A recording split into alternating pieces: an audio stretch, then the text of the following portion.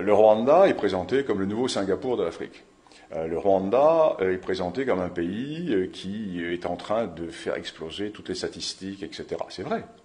C'est vrai, le Rwanda est un pays en pleine mutation, c'est un pays qui est en train de connaître un boom économique tout à fait extraordinaire, mais c'est un pays d'une fragilité extrême.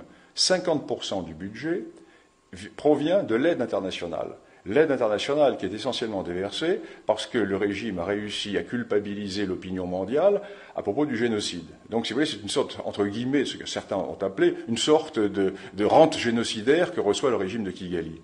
Et les 50 autres pourcents proviennent du pillage des ressources du Congo, du Kivu et toute la région périphérique du Kivu.